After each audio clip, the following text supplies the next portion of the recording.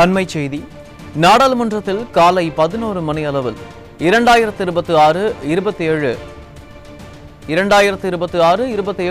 ஆண்டிற்கான நிதிநிலை அறிக்கை தாக்கல் செய்யப்பட இருக்கக்கூடிய நிலையில் நிதிநிலை அறிக்கை ஆவணங்களுடன் குடியரசுத் தலைவர் திரௌபதி முர்முவை சந்தித்தார் நிதியமைச்சர் நிர்மலா சீதாராமன்.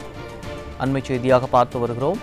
9ஆம் முறையாக நிதிநிலை அறிக்கை தாக்கல் செய்ய உள்ள நிர்மலா சீதாராமன் குடியரசுத் தலைவரிடம் வாழ்த்து பெற்றார்.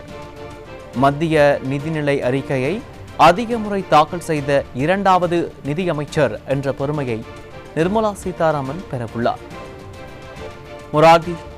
மொரார்ஜி தேசாய் 10 முறை நிதிநிலை அறிக்கையை சமர்ப்பித்து முதலிடத்தில் இருக்கக்கூடிய நிலையில் ப. சிதம்பரம் 9 முறை நிதிநிலை அறிக்கை தாக்கல் செய்து 2வது இடத்தில் உள்ளார்.